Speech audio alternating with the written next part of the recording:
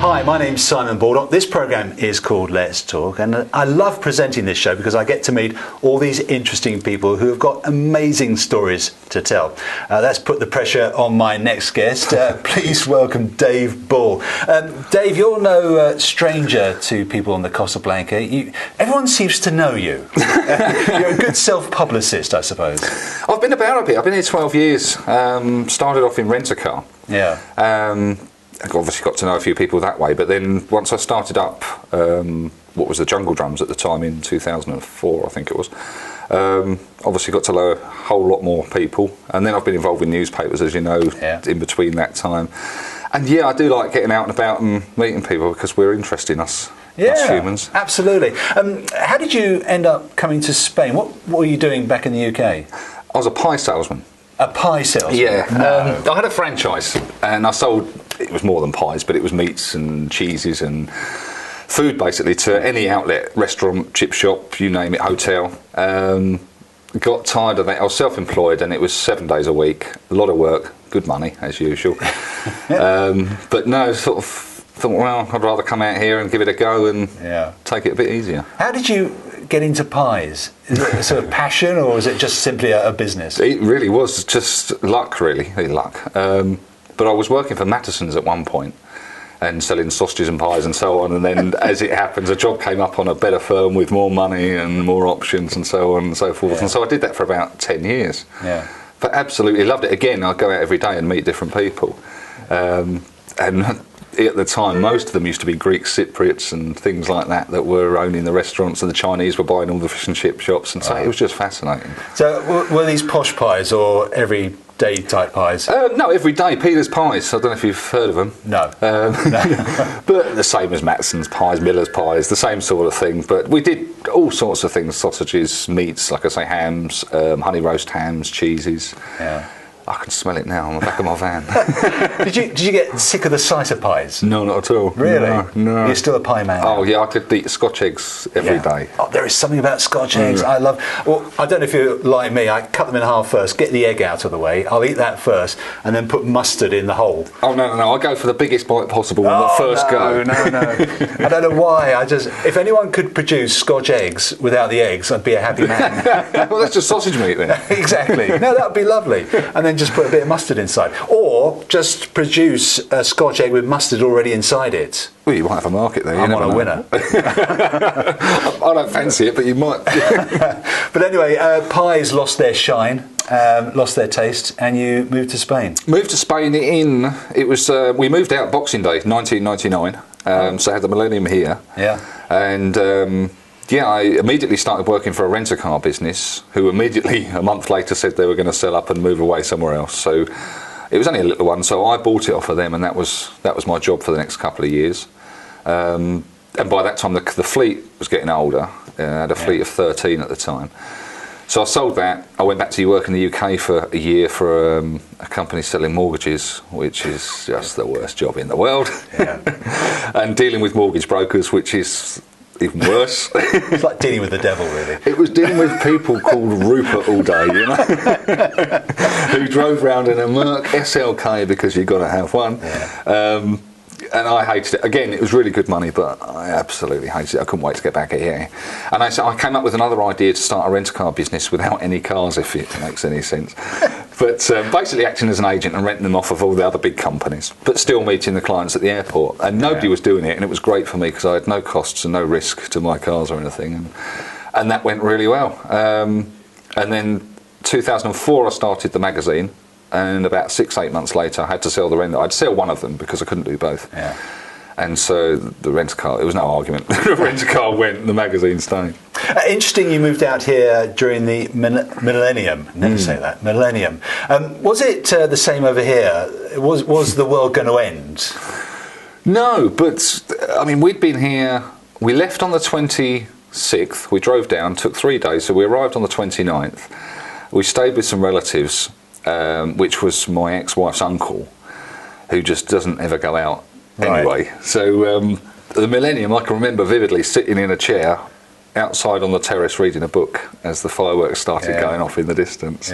But yeah, I don't think the Spanish think the world's ever going to end, to be honest, the way they drive. No, I was working for the BBC back then, and they paid all us journalists fortunes to spend the evening working the Millennium, because this great of course, with the computer bug. That's it. Yeah, planes were going to drop out of the sky and all of that. Yeah, and it was the quietest Saturday night I think they'd ever seen. Yeah, I think how many people were watching their computers to see if something was going to happen. All very strange. Yeah, but papers and magazines. You're a writer at heart.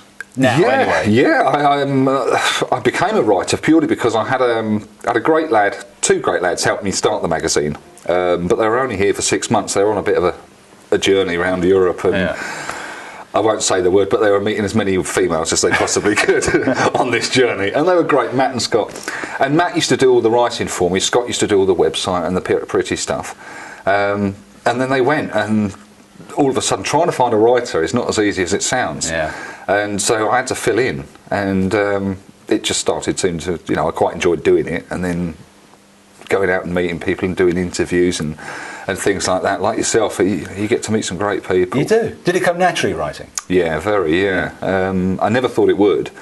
But yeah, once I'd started writing, I could think of all these other ideas that I wanted to write about, and now I love it. That's what I do in my spare time as well as my work time. So Jungle Drums appeared, and was a great success. Yeah, started Why was off. that? I think it was because there was no one else like us, and I still don't think there is. But initially, when we first started, the idea was there were so many people. It was in the boom, and so many people were arriving, and the problems were, where do you go and get your NIE? Because where we were in Gran Alicante, 1 week it would be you had to go to Alicante, and next week you had to go to Elche, and you had to be there at stupid o'clock in the morning and sleep next to a Chinaman or whatever it was. And we just, and things like, can I change my car over onto Spanish plates? How much is it? Where do I go?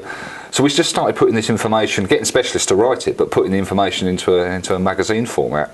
And then, a few jokes along the way, and just a bit about life as an expat, typical experiences, and so on and so forth. Yeah, it went really well. It took off really well, and ever since, we've kept virtually all the same writers, I think, as well all that time.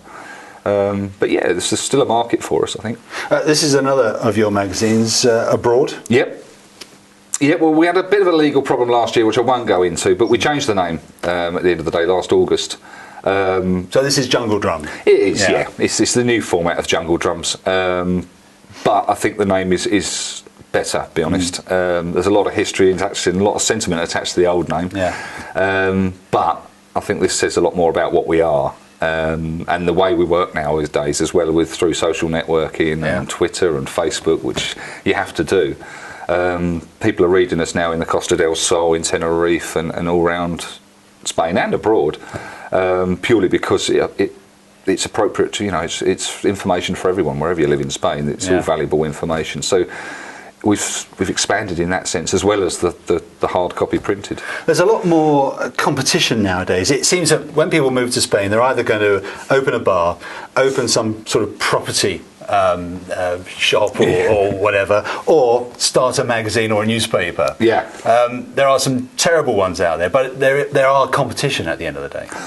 And everyone that says it, competition is good, and it is. It keeps you on your toes. It makes sure you're looking after your customers and your readers as well, because we're the one, in our industry, a bit like yourselves, media, that we have two types of customers. We have the readers, and then we have the advertisers. And we've got to try and keep a happy balance between the two, whereas the readers don't pay anything to us. Obviously, we still need them to respond to the adverts. Absolutely.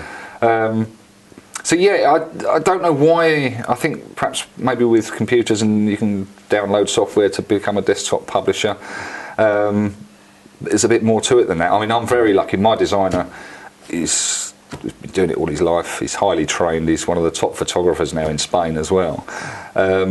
And he works for nothing.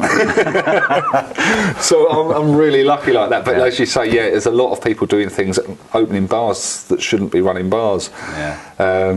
But that's what makes it interesting as well. Yeah, absolutely. And all these experiences that you've picked up over the years are now in a book. Put together a book last year, finally finished it last September. And then it went off to the proofreaders and then the editors and things. And it's a collection of stories, really, that have come out of the magazine, of my experiences and my experiences watching other people have some fun, shall we put it like that, in Spain. And some of the things that the Spanish do that we find quite amusing. But yeah, all gathered in one book. And it's based on a year in my life. But there's an awful lot that goes into that year. And so many people have said when they've read the book, will you follow me around? Because there's things that have happened to all of us. It's relevant to anyone who's lived in Spain, lives in Spain, and especially if you're thinking of moving to Spain, because you'd read it, you'd want to. It's all positive. There's nothing bad about Spain in there, but it's relevant to anyone, with a connection to Spain. It's called? It Just Is. And how's it going? It's brilliant. Does it surprise you? Yeah, I mean, you don't know what to expect when I've written my first book. I don't know if my mum's going to buy it. I know my mum is, but is anyone else going to buy it, and what's going to happen, and so on. But it's gone ballistic, to be honest. On the coast here, I've got about 20 outlets, and it's a full-time job just running around and topping them up. Really? But online as well with Amazon and Kindle, especially Kindle, which really did surprise me because of the age group of expats. I just didn't think there'd be that many that have got Kindles, but they must have got loads for Christmas because we've done really well online. I've spoken and interviewed a lot of authors. None of them seem to make any money out of it. Is it the case with you as well? I've made a bit out of this book, but nothing that's going to buy me a Rolls Royce tomorrow or anything like that. But what has come out of it is a lot more work. I'm just writing now a book on Paris. I've been to Paris twice in the last month and compiling a guidebook for Paris for another company, which is fantastic because they pay you to go and stay in a hotel for 2 or 3 days. And then they say, can you go to the Louvre? Can you go? All right then. And you're going to pay me for this, so that's come out of it. And then I've got a group of solicitors in Alicante who want me to write a book about life for expats in Spain, but how to live here legally, a bit like the mag, but how to live here legally, how to do all the things that you need to do, even a section on before you go. So that if you're in the UK, you're coming out, perhaps you've got kids, perhaps you've got elderly parents, but you can find out all the things that you can do before you leave the UK, so that you arrive here, you're virtually set up when you arrive. So I'm looking forward to doing that as well, but that'll be a load of translating of solicitors' letters, which will be... Good luck. That's something to look forward to. So with all this experience and writing the books, do you think Spain is a country that you'll be staying in for a long time? Oh, most definitely. Really? Yeah, I love it. The people are brilliant. Every morning I meet with about 8 others, and only one of them's English. So the rest are all Spanish. We all meet for a coffee at 9 o'clock, and then everyone sort of slowly goes off to work, filters off to work before about 10ish.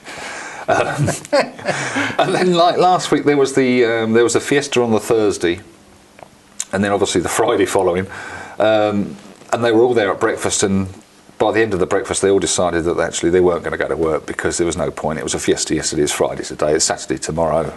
No point. It does have its attractions, doesn't it? Oh yeah. I mean, I've not lived in any other country, so I don't know. What other foreign countries I like to live in. I'm sure there's all sorts that you can find interesting, but I mean, just on this little section of the Costa Blanca, there's all sorts going on, and we make up loads of things ourselves, us expats. We're well worth watching. The book. If anyone wants more information, is there best thing is go on Amazon, any Amazon site, put in my name, Dave Bull, and the book will come up. Yep. Perfect. And then the end of the year, the next book will come up as well, hopefully. Well, good luck with everything that you're doing. You seem to be very busy at the moment. So. Enjoying it, really enjoying it. Well, that's the main thing, isn't it? Yeah. Dave Bull, thank you. Thank you for watching. Don't go anywhere, though. I'm going to be back very soon with some more Let's Talk.